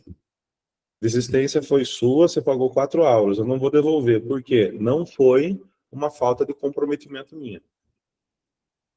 Eu estou comprometido. Você que não está comprometido. Não devolvo dinheiro nesses casos. É uma condição que eu coloquei para o cara. Se ele não quer seguir, é problema dele. Ah, ele fechou 1 mês na academia. Ele foi 2 semanas. Ele não foi mais 2 semanas. Ah, dá o dinheiro de volta. Não, você não se comprometeu. Você se comprometeu com o mês. Então, vocês têm que tomar cuidado com isso, tá? Agora, se é um erro meu, aí eu devolvo o dinheiro. Claro, o cara ficou insatisfeito com o erro meu, perdi o cliente, aí eu vou lá e devolvo o que tem que devolver. Bom, você vê como tem um monte de coisa, pessoal? Então, 18% como amigo, 9% como minha companhia, 1% como assistência. A assistência não seria cães de assistência, mas seria cães de função. Então, hoje os cães de função é bem reduzido a atuação deles no mercado, né? Só que é 1% de 60 milhões, tá? E aqui entra as reflexões, né? Os pets estão substituindo os nossos filhos? A humanização é um subproduto dessa substituição? A humanização pode prejudicar nossa relação com os pets? Vocês vão ter uma aula só sobre humanização, tá bom? Mas, se vocês querem se permanecer nesse mercado, desenvolvam paciência, coloquem condições, trabalhem com esse público, porque é esse público que vai aparecer. 50% é desse público. Daycare é desse público, banho e tosa é desse público. Tá? E aí no daycare eu vou brigar com esse público? Não, eu faço a adaptação, eu faço a avaliação, o cão passou, beleza. Eu vou trazer palestras sobre humanização, vou convidar, mas não vou entrar em conflito. Agora, quando envolve mudança de comportamento, se a humanização está atrapalhando, aí coloca em conflito, aí não tem como. Se não está atrapalhando, também chame de filho, para mim tanto faz. Eu vou trabalhar o que tem que trabalhar. Aí envolve o seguinte, pessoal, como eu falei para vocês na primeira aula, hoje trabalhar com cães não faz parte só do bem-estar animal. Faz parte disso aqui, ó, bem-estar único, que reúne o bem-estar humano, animal e o equilíbrio ambiental. Como que a gente, no nosso atendimento PET, pode dar um bem-estar humano bom? Primeira coisa, entender que nós somos a embalagem do nosso produto. Então, a nossa imagem é importante. Eu não estou falando para vocês serem narcisistas, nada disso, né? Para sair sem camiseta no Instagram, mostrando físico, não. Não é isso. Eu estou dizendo o seguinte: é legal ter um uniforme. Se não tiver um uniforme, é legal ter uma vestimenta adequada, né? Falar o português adequado, tá com desodorante legal, né? Escovar o dente, ou se não, se está com um pouco de mau hálito, tenha lá um house, né? Tudo isso daí faz a diferença, porque é como a embalagem se apresenta. Isso faz diferença. Outra coisa, comprometimento. Marcou com o cliente, vai, tá? Procurem não faltar, avisar com antecedência. Tudo isso é importante. Isso gera segurança, confiança.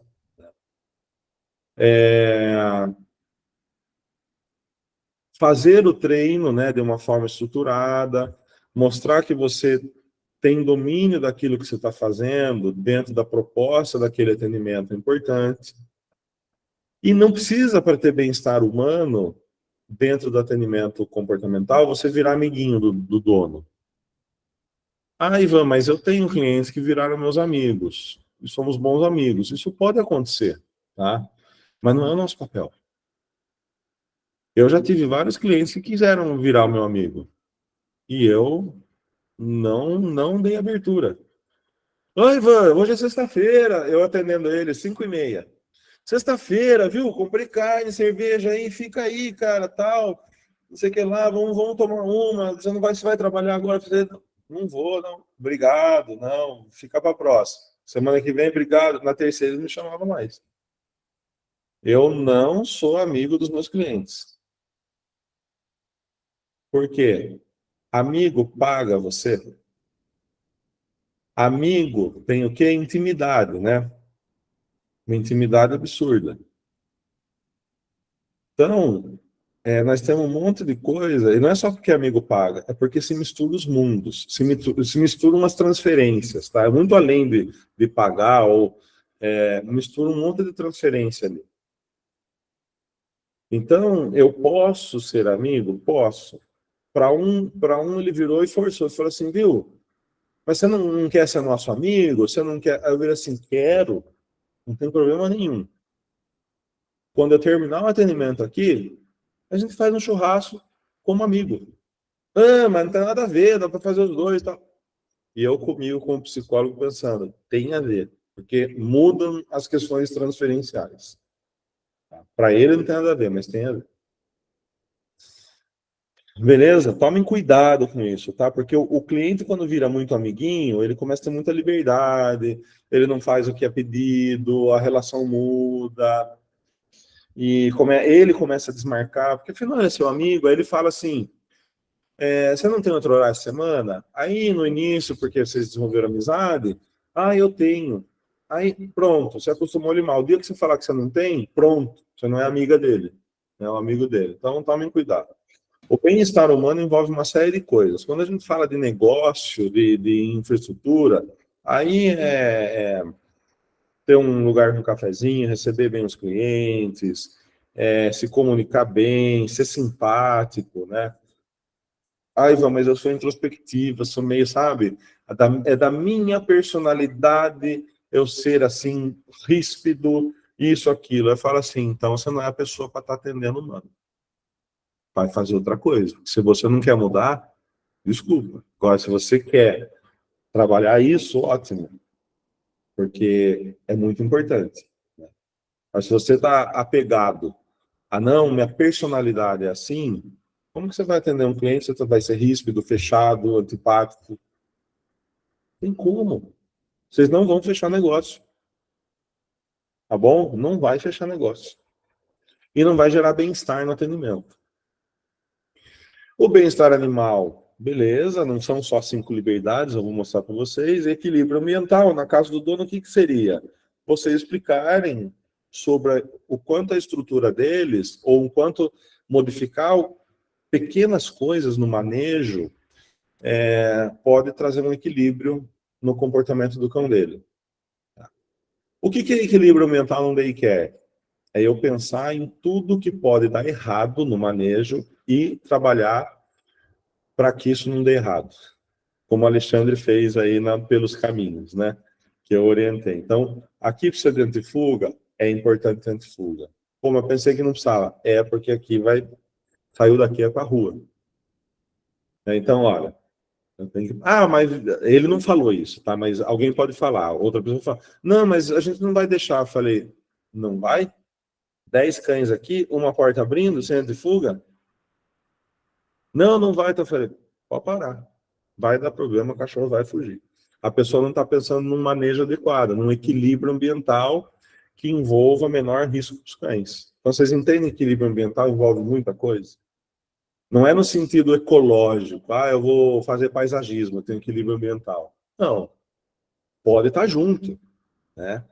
Mas não é isso, tá bom? O bem-estar animal dentro do banho e tosa é o low stress. Para isso, precisa se pensar um tipo de banho e tosa voltado para o low stress, que é diferente do banho e tosa tradicional. O Alexandre com a Edilene tem lá também. E aí o investimento é maior, né? E aí tem que trazer esse público. Então, você vê, tudo envolve com essas questões. Tranquilo aqui, pessoal? Tanto faz se vai chegar de moto, um carro que... Você não precisa ter o carro do ano, você não precisa se vestir igual coach, chegar com bolsa da Gucci, com tênis branco, calça bege agarradinha, como se fosse um coach. Se você quer chegar assim, problema seu, não tem problema. Mas tem que ter postura. Tá? Tem que ter postura. E as aulas, é legal você... Eu vou falar para vocês, na aula sobre abordagem, como que é a minha dinâmica de aula, que envolve o bem-estar humano. Tá bom? Eu vou falar para vocês como que é, como que eu faço nas minhas aulas, nos atendimentos. Então, o adestramento ele cresceu muito, né, nos últimos 15, 20 anos. Os donos de cães passaram a dar mais importância ao adestramento para solucionar problemas comportamentais, ou seja, as dores deles aumentaram. Veterinários passaram a dar mais importância à necessidade de treinar cães. Aliás, os veterinários hoje querem pegar uma boa fatia desse mercado, e eu não tenho nada contra, tá? O que eu tenho contra é de tentativa de monopolização, dando carteirada através de formação acadêmica, porque a formação acadêmica não define a competência e habilidade técnica de treinar cães. Eu conheço um monte de adestrador que não terminou o ensino fundamental. E os caras são os puta dos profissionais. Atende bem cliente, tá ganhando bem, sabe? Foi fazendo curso aqui e ali, foi estudando da forma que ele conseguia, foi entendendo, e o cara tem uma competência técnica fantástica. Aí eu vou falar que o veterinário, por ser médico veterinário, ele está mais qualificado. Eu não concordo com isso, tá? Ou psicólogo, o Ivan é psicólogo, ele está mais qualificado. Eu não estou mais qualificado que nenhum de vocês. Apenas a psicologia me dá um conhecimento para abordar a relação humano-animal, talvez um pouco diferente da visão de quem não é da psicologia. Só isso. Né? Talvez, inclusive, tá? Aumentou a variedade de livros e autores sobre o assunto, deixou de ser apenas uma demanda das classes A e B, deixou de ser visto apenas para cães de trabalho e esporte. Hoje, galera, tem adestrador em tudo quanto é comunidade, tem adestrador milionário, bilionário, tem adestrador para tudo.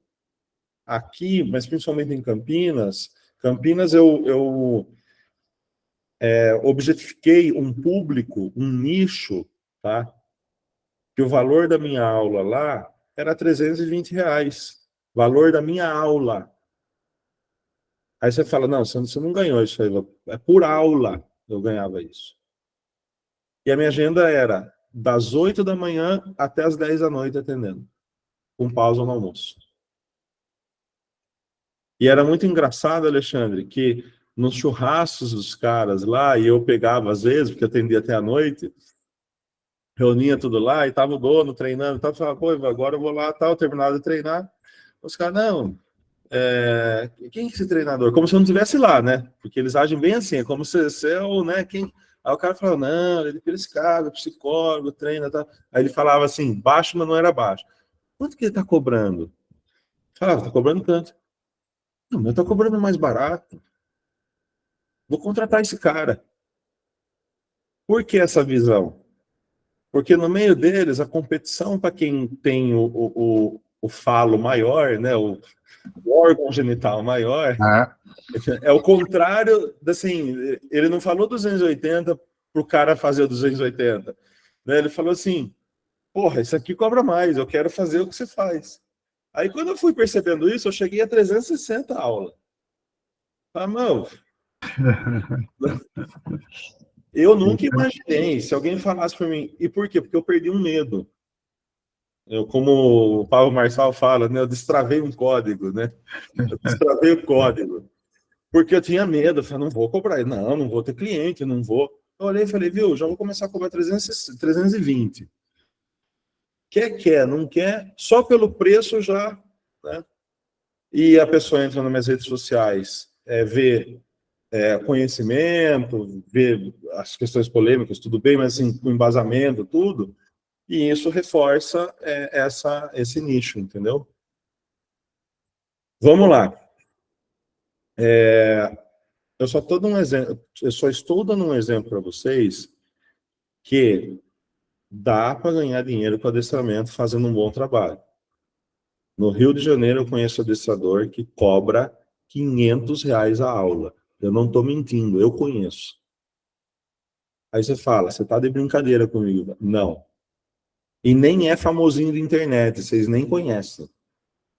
Nem a rede social o cara trabalha direito. Foda, né? 500 pau a aula, meu.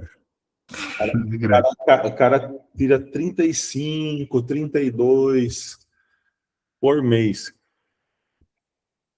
É isso que, assim, ele tem uma equipe pequena ainda. Se ele tiver uma equipe grande, aumentou o número de cursos, seminários e profissionais da área. Veja só, antigamente, seminário tinha 2, 3, 4 por ano. Hoje, a gente olha, tem seminário. Olha quantos seminários eu dou, né? Só eu, em 2022, o ano todo eu dei seminário. Cada mês eu estava num estado, o ano todo. O ano todo. Teve mês que acumulou, né? Teve mês que eu não fui, teve mês que 3 finais de semana, no mesmo mês eu estava num estado diferente dando seminário. Eu só. Mas, simultaneamente, tinham vários outros profissionais no Brasil todo no seminário. Então, hoje, nosso problema hoje é selecionar. O problema de achar seminário, você não tem problema nenhum. O nosso problema hoje é selecionar. Saber bem o que você vai querer. Tá bom? Eu vou citar alguns profissionais que eu admiro, que fazem um trabalho legal também, para que vocês possam buscar o trabalho deles, que vão ter a personalidade deles. Uns vão ser mais grosseiro, outros vão ser mais de boa, mas assim, independente disso, na área de atuação deles, eles são muito bons, vocês vão aprender. E alguns até que falam coisas que não estão na análise de comportamento. E vocês vão olhar e falar, nossa, isso conflita com o que o Ivan falou. Tira isso de lado e vê o cara aplicando a técnica lá e você vai aprender.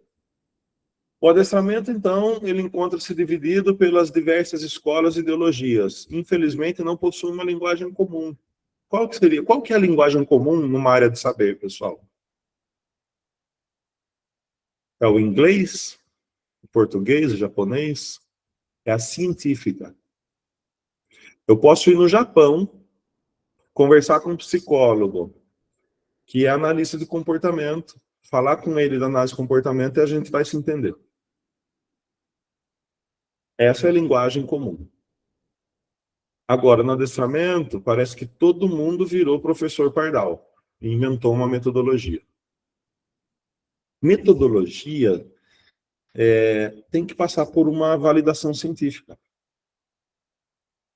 A pessoa pode ter inventado uma técnica. Vamos supor que o André vira e fale assim, Ivan, eu faço uma coisa que eu nunca vi nenhum treinador fazer. Nunca vi. Procurei na internet, eu sei em tudo. Nunca vi. Aí eu posso olhar e falar assim, André, realmente, eu também nunca vi, cara. Aliás, puta ideia legal que você teve. Se o André quiser patentear com uma técnica dele, beleza, técnica. Mas é uma técnica que envolve o conceito de reforçamento positivo. Ele não inventou a metodologia do conceito que ele está aplicando. Ele inventou uma técnica, uma forma diferente de aplicar o conceito que já é estudado. O conceito faz parte da metodologia. A técnica não. A técnica é dele. Mas a metodologia não é só técnica, entendeu? O Nepopô, que é do Bart Bellon, ele falava, né? Negativo, positivo. Baita treinador. Mas, novamente, é um plágio. Por quê? No primeiro momento, usando o e-collar, o cachorro... Dá um exemplo. O cachorro distanciava. Aí, com a guia longa, o cachorro distanciava. Ele usa isso de várias formas, tá? Estou dando um exemplo mais fácil de vocês entenderem. O cachorro distancia, o objetivo é a hora que eu usar o e-collar, o cachorro começar a vir até a mim, e a hora que ele vier até a mim, eu paro de estimular o colar eletrônico. E depois eu recompenso ele. Então, para ele, o primeiro momento é o negativo, que ele aciona o colar eletrônico. O segundo momento é positivo, porque ele tirou o colar eletrônico, tirou a estimulação. E o terceiro momento é outro positivo também, porque ele adiciona um reforço positivo. Isso é uma invenção dele ou é um plágio? É um plágio. E quais conceitos? Punição positiva, o primeiro momento. Reforçamento negativo, o segundo momento. Reforçamento positivo, o terceiro momento. Não é Nepopô. Agora, as técnicas que ele desenvolveu, aí é outra história. Vai trabalhar em dupla, trio, é dele mesmo? Não foi... Beleza. Agora, vale a pena um adestrador patentear técnica? Não, vale a pena ele vender essas técnicas em cursos. Porque se ele patenteia, como que ele controla o cara do outro lado do mundo fazendo a mesma coisa que ele? Porque o conhecimento hoje pulverizou, entendeu? Então, vamos lá. Tomem cuidado, tá? A pessoa que fala minha metodologia própria, não é tudo etologia, biologia, análise do comportamento aplicada e outras áreas científicas que são aplicadas no adestramento. Porém, no que tange aprendizagem, modelagem, modificação do comportamento, é a análise do comportamento aplicada. Existe uma tendência de rotular os treinadores de acordo com as ferramentas que cada um utiliza. Eu estava falando isso na live há pouco tempo. Ah, você utiliza unificada? Ah, isso é punitivo. Ah, você utiliza easy walking? Ah, isso é positivo. Isso é a coisa mais imbecil que fazem no meio do adestramento. As ferramentas, elas são neutras. Todas elas têm uma função importantíssima. Para alguém inventar uma ferramenta, porque ele pensou em soluções, não em sofrimento. Mas elas podem gerar sofrimento? Mas é óbvio que podem gerar sofrimento. Se eu pegar um cachorro e pendurar ele pelo peitoral, né, e deixar ele pendurado lá numa árvore, ele está pendurado com o corpo tudo assim, estou usando o peitoral, está gerando sofrimento. Então, eu vou ficar com todo o peso assim. Então, ninguém fez ferramenta para machucar cachorro. A não ser na Idade Média, que aí era outra história, né? Há uma identificação através de terminologias da moda, podendo haver o apoderamento de títulos que não foram legalmente reconhecidos pelos órgãos competentes, como psicólogos caninos, analistas do comportamento, especialistas, etc. Aqui nós temos um problema grave. Como assim, psicólogo canino? Você não é psicólogo? E você não poderia, como psicólogo, por trabalhar com cães, falar que você é psicólogo canino? E eu vou falar, não. Por quê? Na clínica, eu sou psicólogo cognitivo comportamental. Essa é a minha abordagem. Eu poderia ser psicólogo analítico junguiano, eu poderia ser psicanalista, um psicólogo psicanalista. Então, dentro das abordagens da psicologia, tem várias especializações que você pode fazer para você poder atuar dentro daquela especialização. E aí, se você é psicólogo cognitivo-comportamental, pressupõe o quê? Que você fez a graduação em psicologia e uma especialização em cognitivo-comportamental. Beleza. Me digam aonde tem especialização em psicologia canina. Numa pós-graduação, numa faculdade aqui no Brasil. Perguntem se o MEC reconhece psicologia canina como área de saber. Ele é um termo popular apenas. Aí a pessoa usa psicologia canina como um marketing. Muitos que colocavam psicólogos caninos deixaram de colocar porque eu fiz vários textos e vídeos falando sobre isso. Eu falava assim, se você é psicólogo canino e não é psicólogo de formação, você está cometendo falsidade ideológica. Isso é crime federal. Você vai preso. Então não pode se dizer, se auto-intitular psicólogo, porque pressupõe a formação em psicologia. Se você não é, como você pode se dizer primeiro psicólogo e depois canino? Porque daí pressupõe o quê? Eu sou psicólogo e fiz uma especialização em comportamento canino. Você nem psicologia fez e nem especialização em comportamento canino tem. Não pode. Hoje é um e outro que usa. Mas onde que eu fui buscar isso? Eu fui buscar no Conselho Regional de Psicologia, explicando, falou, olha, eles falaram isso para mim e falou assim, olha, existe uma associação, existe uma regulamentação da classe? Aí eu falei, não existe. Falei, porque se existisse, a gente podia emitir uma nota, né?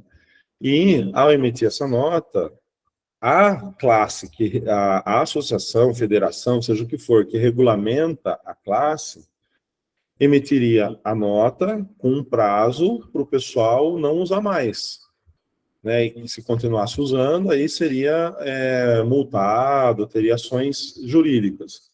Como não tem, se você quiser, você pode processar cada um deles, mas eu acho que não é o seu interesse. Eu falei, não é o meu interesse. Não, mas se eu processar, eu ganho. Então, tomem cuidado com isso daí, tá, pessoal? Tomem muito cuidado. E, geralmente, quem fala em psicologia canina fala assim, não, o que eu faço é uma outra parada. Não é nem análise do comportamento, nem positivismo, é um outro negócio. E eles estão usando análise do comportamento, todos estão usando. E estão usando com técnicas, geralmente, questionáveis, tá? Porque daí eles misturam observações da etologia do comportamento dos lobos, imitam isso nos cães e acham que estão fazendo coisas diferentes dos conceitos aplicados à análise de comportamento. Só estão aplicando os conceitos de forma diferente, tá bom? Analistas do comportamento. Para a pessoa se dizer analista do comportamento, ela tem que dominar boa parte da análise de comportamento. Boa parte. Não são só os 4 quadrantes. É bastante coisa. E vocês vão ver durante o curso. Chega a cansar. Tecnicamente é pesado. Mas eu vou trazer para vocês de uma forma mais leve. Tá? E especialista, a pessoa diz assim, que nem eu vou fazer uma live lá com um rapaz que aceitou o desafio, lá, a teoria da dominância, ele colocou lá o marketing dele, 2 especialistas, tal. Aí eu falei, isso aqui tem que tirar. Por quê? Ele não sabe. Você é especialista em comportamento canino? Eu sou? Não. Você fez alguma pós? Não. Então, eu também não. Não tem, né? Então, tem que tirar. Então, as pessoas se colocam especialistas de algo que não existe. Especialistas requerem uma especialização. Especialização geralmente vem com pós-graduação. Tá. Bora lá. Profissionais se dizem inventores de metodologias das quais não foram os detentores desse saber. Utilizam-se de termos científicos, porém sem a conceituação correta dada pela ciência, que muitas vezes apenas modificando o nome, que seria plágio. Então, tem treinador, eu não sei quem, tá? E também nem é uma indireta para ninguém. Eu lembro que alguns treinadores, numa época, falavam em tríade de controle. Aí eu fui buscar o que eles estavam querendo entender. colocar. Quando eu entendi, eu falei, mas isso aqui não tem nada a ver com trilha de controle, isso é condicionamento operante. Estímulo antecedente e resposta consequente. Então, você entende? Complicado. O nosso meio é complicado, pessoal, nessas partes. Vocês imaginem em 2010, 2011, que eu comecei a abrir a boca para falar essas coisas. Onde eu nem era conhecido como hoje, e eu não falo isso porque eu me acho uma coisa, mas hoje eu tenho mais eu sou mais conhecido no meio. Vocês imaginem os ataques que eu tive. Quem você pensa que é? Você não colocou um cão em prova? Tá falando mal do Bart Bellon? Ah, quero ver o seu treino. Eu não tô falando mal do Bart Bellon, cara. Eu acho ele um puto treinador, dos melhores do mundo. Eu tô falando que o que ele tá cometendo é plágio, só isso, né?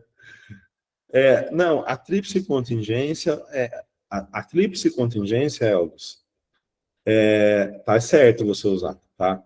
Contingência de 3 termos ou tríplice contingência. Tudo bem. Estímulo, resposta consequente. É o que a análise de comportamento usa. Só que os caras colocam tríade de controle e falam, eu que inventei isso. Falo, você que inventou isso? Legal. Os analistas de comportamento estão se revirando no túmulo. Porque isso é condicionamento operante, behaviorismo radical. Vamos lá. Agora vamos pegar as dores dos cães, né? Nós falamos do público hoje, que significa os cães como filho. Mas olha o que está acontecendo na casa deles. Os problemas, tem muito mais outros problemas, os mais comuns. Primeiro, a dor de chegada de um filhote.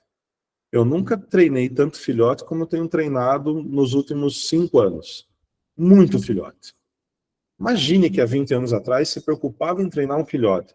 Eles iam se preocupar em treinar o cão se o cão desse algum problema para eles. Só isso.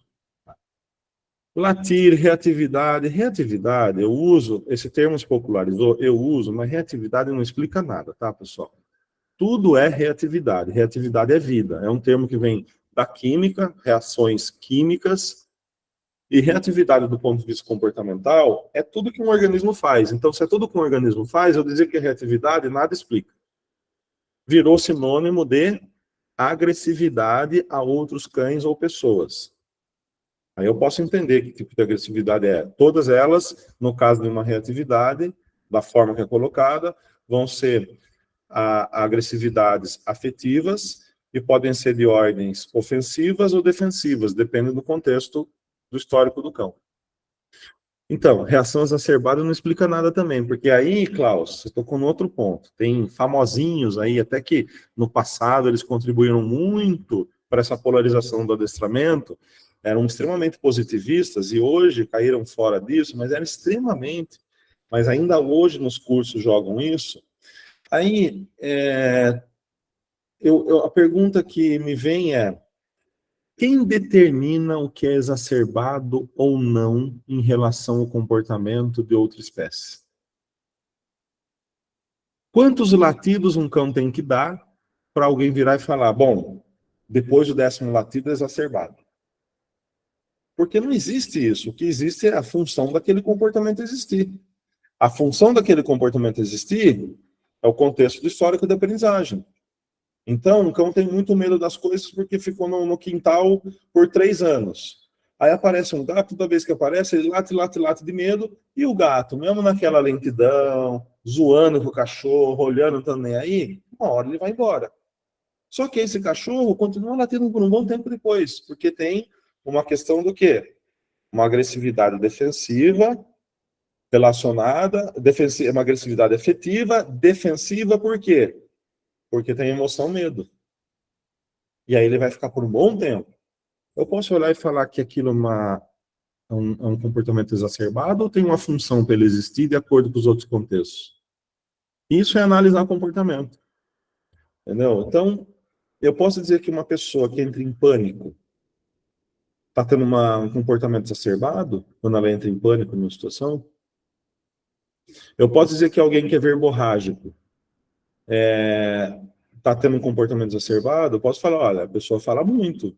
Eu, como analista de comportamento, eu nem gosto do termo verborrágico. Falar, a pessoa, eu uso popularmente e tal, mas dentro de uma análise, dentro de Falei, mas eu não sei o histórico da pessoa, eu não sei que reforçamentos ela teve, eu não sei o que está relacionado a ela falar tanto. Alguma função para ela tem. Porque eu tenho que determinar o que é normal ou não do meu ponto de vista. Então, esse é o maior erro que a galera fala. Você vê que não explica nada, não, porque se você for a fundo, fala, tá bom, o que é exacerbado? Não, que é exagerado. Tá, mas exagerado de que ponto de vista? Pronto, acabou. O cara já não sabe mais explicar. Não, do ponto de vista de que tá excessivo, né? Tá, mas e aí? Acabou. Entendeu? Bom, então, puxar nos passeios, roer, cavar, necessidade de separação, necessidade do local certo, mendigar por atenção ou comida, pular nas pessoas, mordiscar, agressão a pessoas, agressão dos cães. Ó, a agressividade aumentou demais, pessoal, demais. Isso eu atribuo a questões multifatoriais, e dentro dessas questões multifatoriais, eu atribuo sim um adestramento positivo. Não só eles.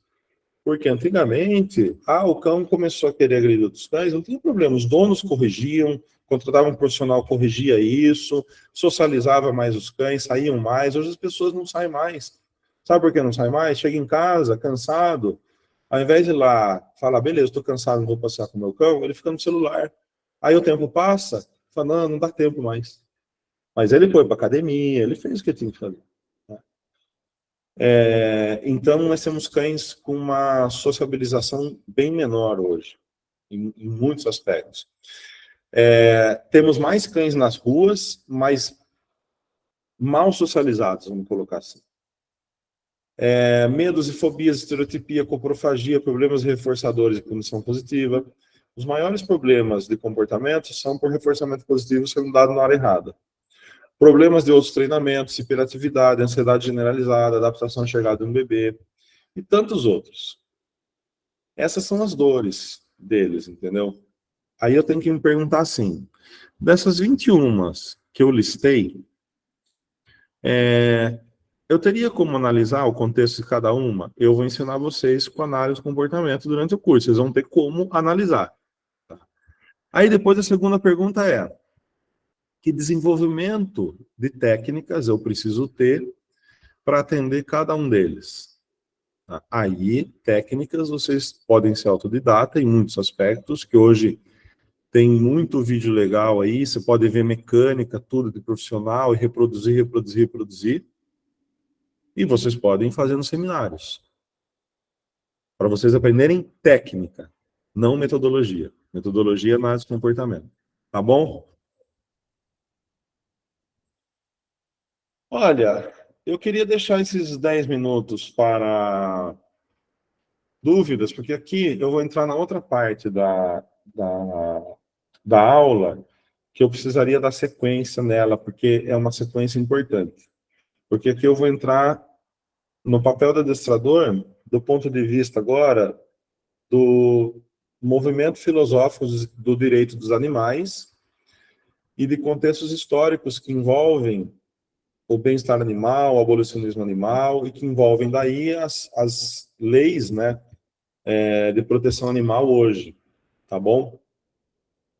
Até aqui, pessoal. Dúvidas, perguntas?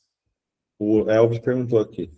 O slide vai ficar... Os slides, não. Todos os slides, não, Elvis. Mas um slide ou outro que vocês quiserem pedir, eu mando, tá bom? Porque o slide é a organização da minha aula, né? Então, um ou outro, beleza, que seja importante para vocês, me fala lá no grupo, não tem erro.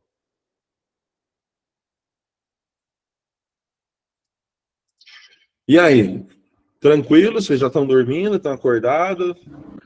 Acordado aqui, também da aula. Legal, bastante coisa aí, né? E essas questões que você colocou, né, da especialização, né, realmente é uma coisa que eu vejo muitos, né? Todo mundo fala que é especialista, né? Mas você colocou ainda tecnicamente, né, que tem todo um aparato, né, para você se dizer especialista, né? Mas eu não sei, isso é algo que pode ser que acabe sendo regulamentado pelo MEC como profissão? Eu acho difícil. Pode ser, tá? Tem pessoas que falam assim, meu curso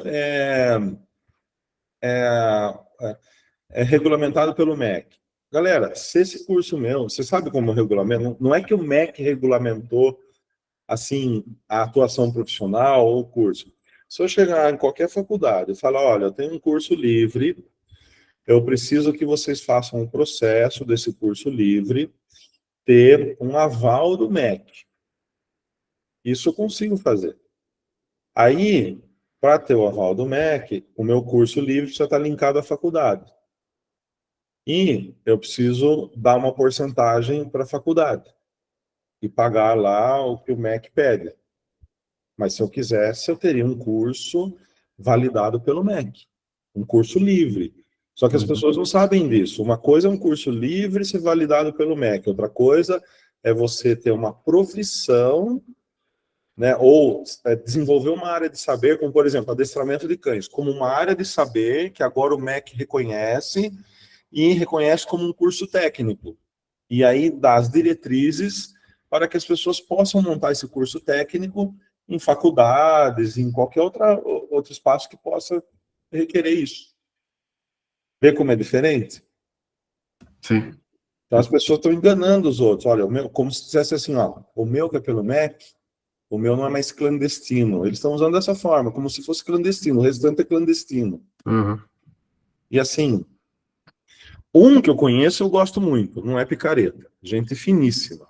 Um casal conheço, fantástico, de São Paulo, gente boa.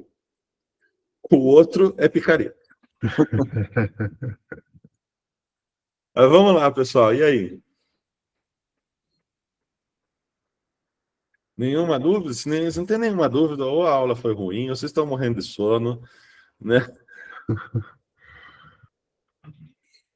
Aí se não tiver, tranquilo. Maria Cecília, quando que o Corinthians joga para eu ficar feliz que vocês perderem?